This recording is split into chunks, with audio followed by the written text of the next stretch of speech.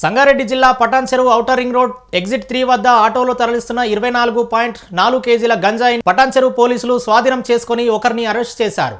Auto seize చేసి 2 cell ఫోన్లు స్వాధీనం చేసుకుని పోలీసులు నిందితులను రిమాండ్కు తరలించారు.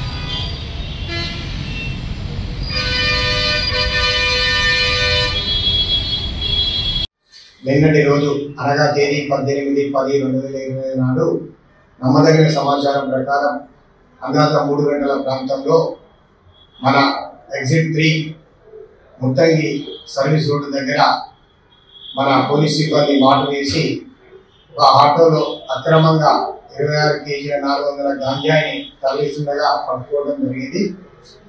ఆ ఆటోలో ఉన్న వ్యక్తిని విచారించగా అతని పేరు నిషాద్ వీరేంద్ర కుమార్ అని తెలపడం జరిగింది.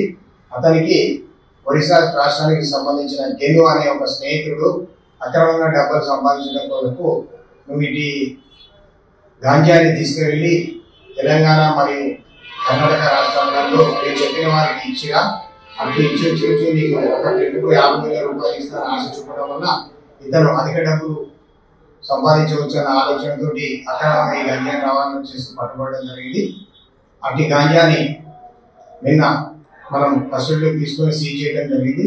అటు గాంజాని మనం తూకం వేయగా 26 కేజీల 400 గ్రాములు ఉన్నది.